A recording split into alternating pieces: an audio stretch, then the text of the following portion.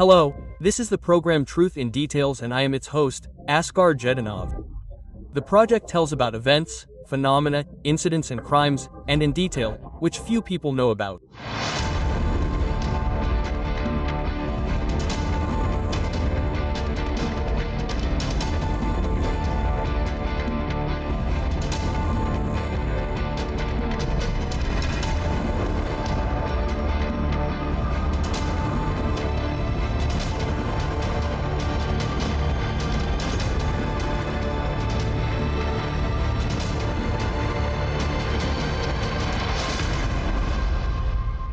In previous episodes of our program, we told you about the already well-known Kospayev Gang. This organized crime group was engaged in parenthood in our country for many years, and was also closely associated with the name of the late brother, former President Bullet Nazarbayev. People called them torpedoes of the Nazarbayev clan. So, in previous episodes, we told in detail about almost every member of the group, their role, as well as from whom and what business they took away. And we also told in detail about the episode related to the Abgaparov family, Almaty businessmen who owned the construction company AV Construction, as well as the Parmigiana Group restaurant chain. It was this story that became the beginning of the end of this very group. With the help of his connections in law enforcement agencies, Kospayev managed to put Almaz Abdugaparov himself behind bars a few years ago, rewrite his share for himself and at the same time obtain ownership of almost the entire elite residential complex in Thai City. A certain part of this elite real estate was registered by the Kospayevs, UPG, to close relatives of the same Nazarbayev. And another part of the real estate was also sold to the close circle of the former elite of old Kazakhstan. While examining this criminal case in detail, we noticed the main motive for the seizure of the Vdogaparov's construction business. It turns out that it was through real estate that the criminals decided to launder billions of tenge obtained from the illegal sale of alcoholic beverages. It turns out that for many years the Kospayevs, UPG, was engaged in the shadow alcohol business in Kazakhstan. This is what our issue and Sultana Terakpayeva examined in detail.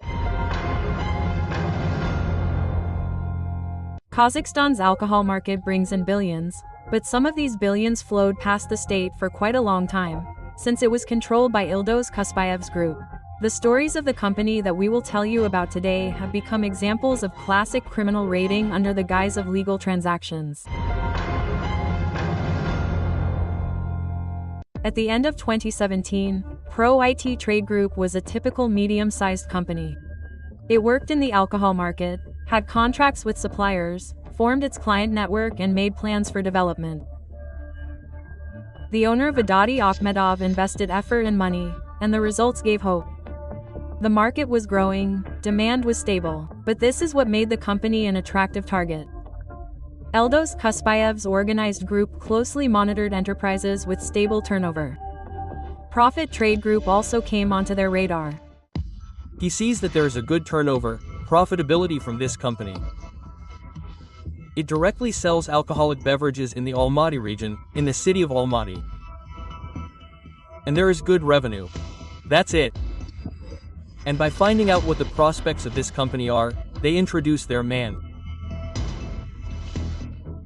So their man is introduced there and gradually begins to learn all this internal workings. In the spring of 2018, the owner of the company was offered a meeting. It was attended by representatives of Kospayev, Ruslan Shalin and several trusted persons. The wording sounded soft. We need to cooperate, we will help expand. But behind them was a demand to give up control. Akhmedov understood that it was impossible to refuse. Behind the offer of cooperation was a threat of physical violence and destruction of the business. Fearing for his life, and also that if they interfere and do not fulfill the requirements that he asks, they, well, can lose everything.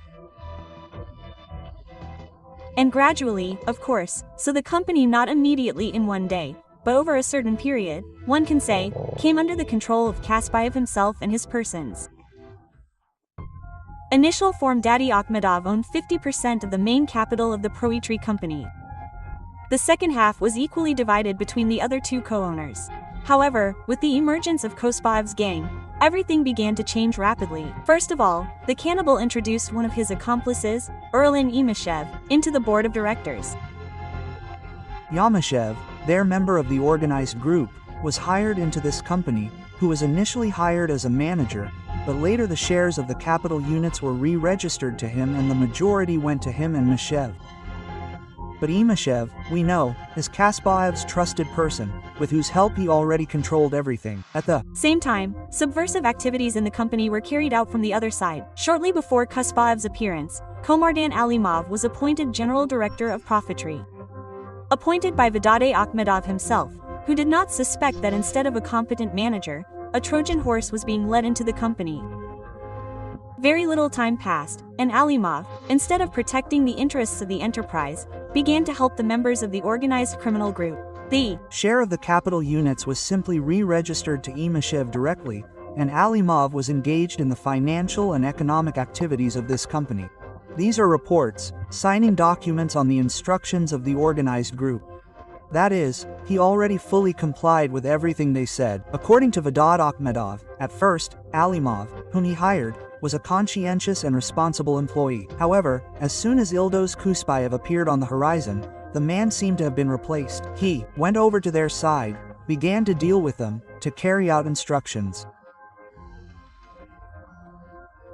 Those direct managers and founders, who actually resisted, they knew what all this would lead to, but they could not take any, that is, measures. For them, at that time, this might have been completely fraught.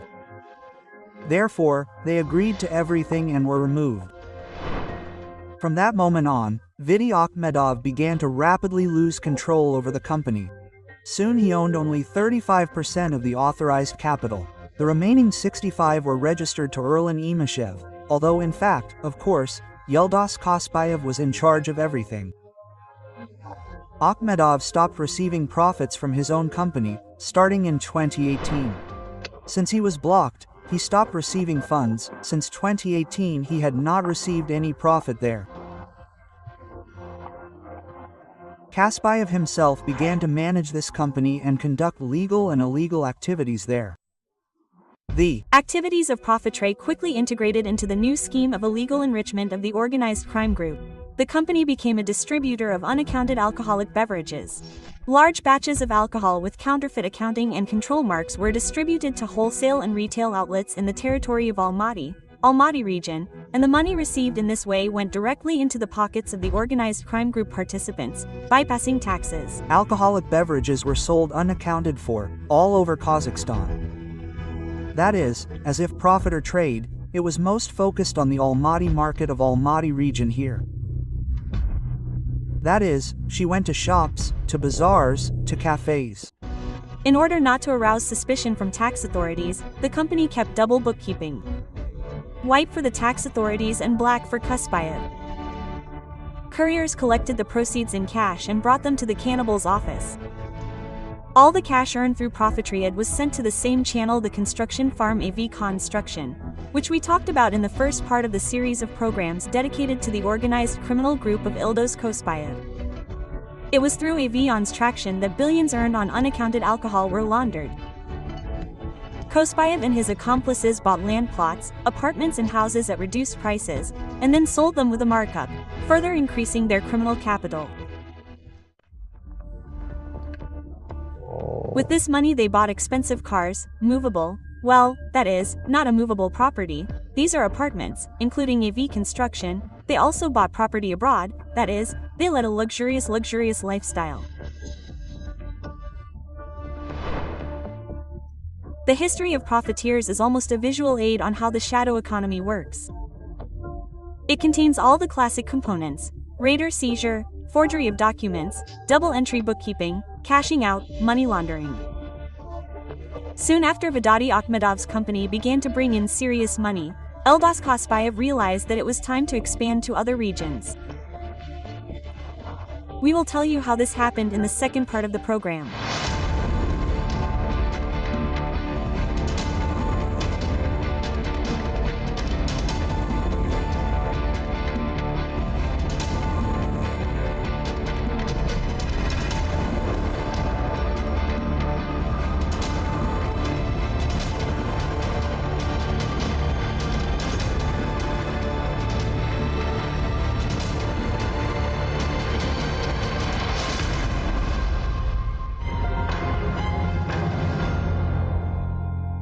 It all started with a simple meeting in a cafe, a couple of cups of coffee, a few confident words, and entrepreneur Alexander Azovskov signed his own death warrant. 4 years later, his companies were already bringing in billions, but not to him.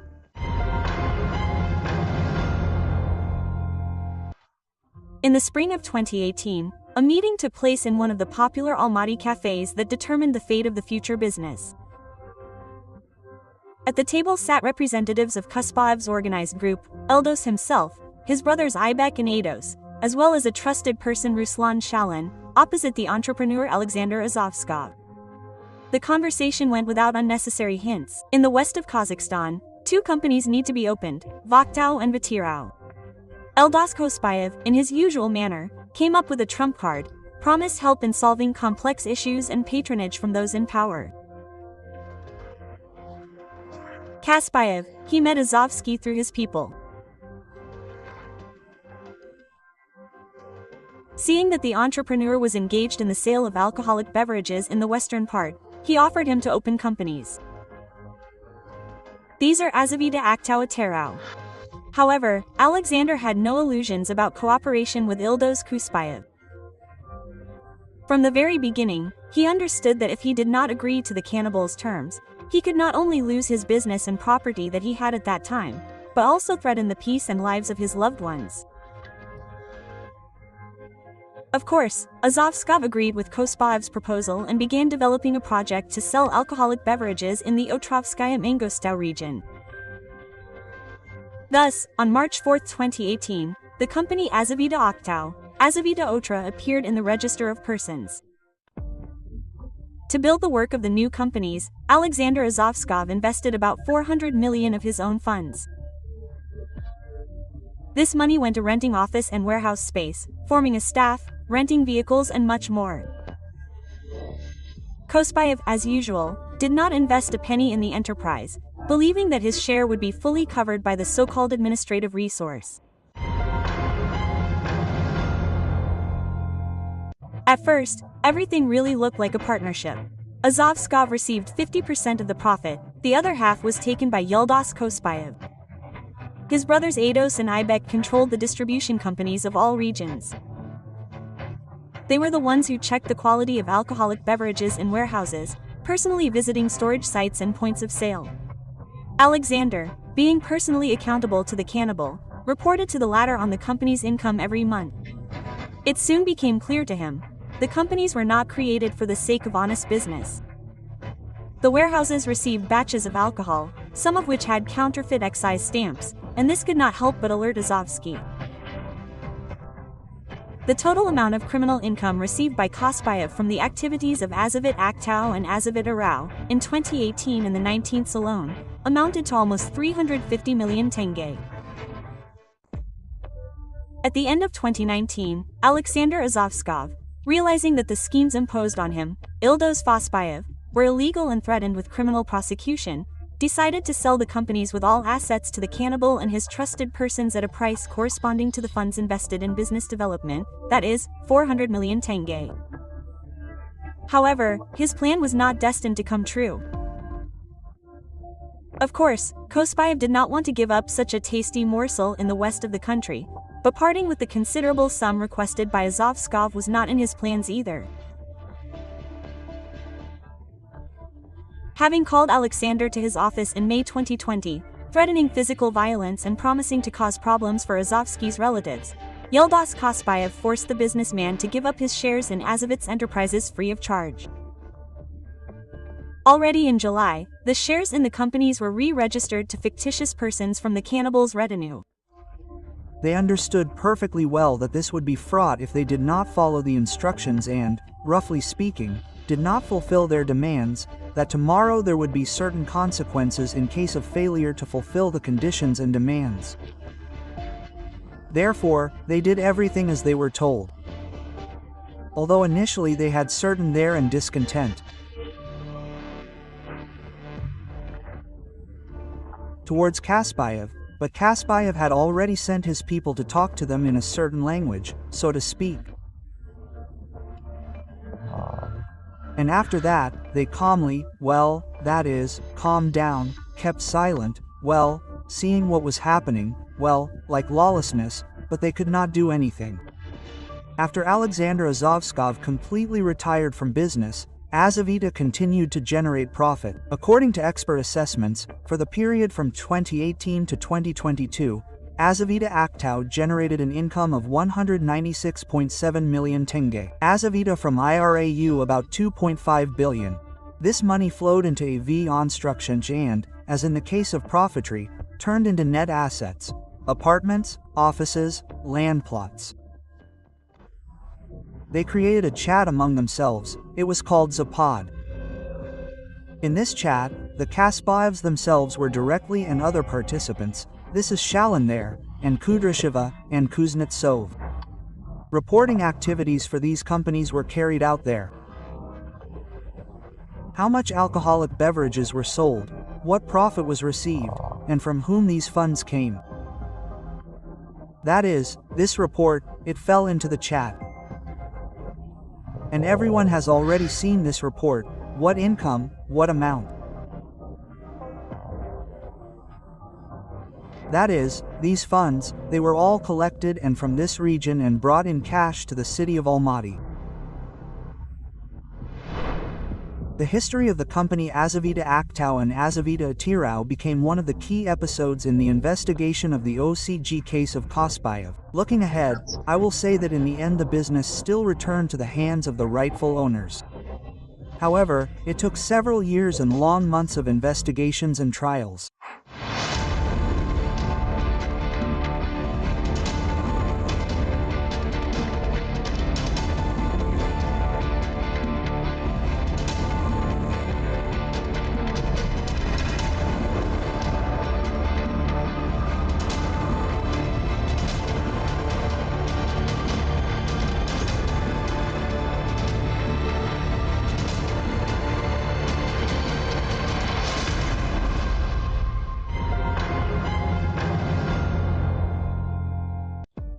Two regions, two owners.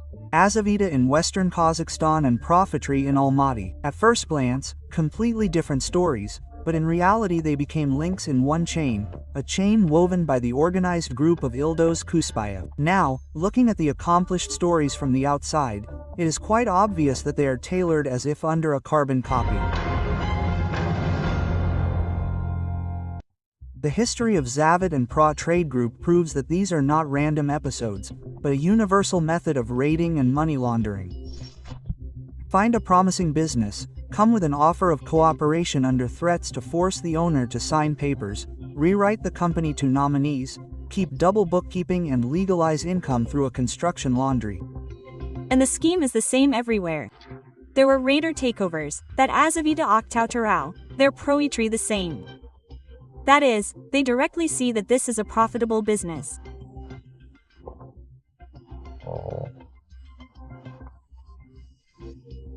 First, certain people come in, that is, members of an organized group, watch how it all goes, and gradually they begin to rewrite shares to their own people by means of pressure and blackmail in order to take possession of, yes, these companies completely and conduct the activities of this company the way they need it.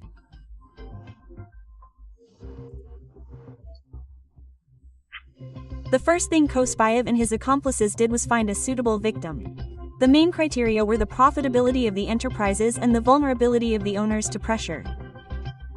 In other words, the Cannibal chose honest businessmen who were firmly on their feet, but did not have support in the circles around power behind them. Then came an offer that was impossible to refuse. The scenario was the same. The owner was offered cooperation in words of partnership, in fact, a demand to cede control. Kospayev and his people were at the negotiating table. In the first case, it was a meeting in an Almaty cafe. In the second, the negotiators visited the office directly, but the ending was the same. The businessmen understood that there could be no refusal. The third step was to create a legal framework for the raid, to issue powers of attorney to nominal owners, to conclude contracts, and to give gifts. All transactions were certified by notaries by mutual, if one can call it that, consent. So there was absolutely nothing to find fault with. As soon as the companies came under the control of the organized crime group, the work according to the scheme began. Money was collected from the enterprises in cash and taken by couriers to Kospayev's Almaty office. In both cases, 2 accounting records were kept. a white one for the tax office and a black one, which indicated the real income figures. Reports were compiled monthly, sometimes weekly, indicating the volume of illegal sales. Expertise showed that the gap between the official and real data was colossal. The cash received from the illegal trade in alcohol had to be legalized. For this, AV Construction, a construction company of Almaz Abgaparov, was used, but at that time it also came under the control of Kospayev. The mechanism was the same. Cash from Azavita and Profit Trade Group was deposited into the accounts of AV Construction. The company carried out real estate transactions at reduced prices. The money turned into apartments, offices, land plots. Billions of alcohol went into concrete, becoming pure assets. In previous issues dedicated to the Kospayev organized crime group, we repeatedly said that the owners of the seized businesses, and there were many of them, were afraid to go to the police until the last minute. People were intimidated to the extreme and simply resigned themselves to the loss of the invested millions, hoping to save at least their lives and freedom. In 2022, after a statement from the Abdogaparov family, who owned the construction company AV Construction, the Financial Monitoring Agency launched an investigation against Yeldos Kospayev and his accomplices. And only after that, the owners of the remaining businesses finally dared to file statements with law enforcement agencies. The victims contacted us with a statement on the fact of a corporate raid. These were the companies we had: A. Profit Tada Limited and the company Azavita Optau, Azavita Adaral. And initially they were afraid to contact us, to write a statement, but later, when they saw that the case had gained momentum on the statement of Abgaparov on the Ridge seizure and Sintai City, and this company directly they also contacted with a statement. Soon after this, searches began in the offices of Profitry and the Azavita group of companies, which revealed a lot of interesting details. During the search, company documents, accounting files and computers, mobile phones of managers, contracts and powers of attorney drawn up in favor of nominees were seized. The seized documents contained direct inconsistencies. One of the main pieces of evidence in the case was the testimony of former owners and employees. People told about double-entry bookkeeping and black cash regularly taken out of the company's offices. This evidence coincided with the expert examination data and helped to create a complete picture of Yeldos Kospayev's crimes. In January 2025, the members of the organized crime group appeared in court and received strict but deserved sentences. The total illegal income from the alcohol business amounted to almost 8 billion tenge. Each bottle of alcohol with a counterfeit brand is not only lost taxes. These are schools that were not built, roads that were not repaired, hospitals that were not opened. When Kospayev and his people drove billions through the companies of Profitry Azavita past the state, they stole not just money, they stole the future. Today, the exact volume of the alcoholic beverages market in Kazakhstan is unknown to us. We did not find data for this in last year in the public domain, but previously figures from 500 billion to almost 1 trillion tenge were mentioned. Even if we modestly take these figures as 10% of the shadow turnover of alcoholic beverages, then you see that this is almost 100 billion tenge per year. Can you imagine how much money the Kospayev organized crime group owned? Now you understand that the gang needed to quickly and efficiently legalize huge amounts of criminal money. Even taking this capital abroad seems very difficult, despite the powerful protection of high-ranking officials from the old Kazakhstan. Just imagine, if they had not run into the confrontation of the Abdogaparov family, if Bloody Kantar had not happened, what other business would this organized crime group have absorbed? I'm afraid to even imagine, because to launder such money, you always need a high-margin business. But in the end, they can't hide a huge amount of money in different places, as drug lord Pablo Escobar did in his time. The Truth in Details program was with you. Other equally interesting stories await you ahead. Watch us on the Jibek Joly channel and on social networks.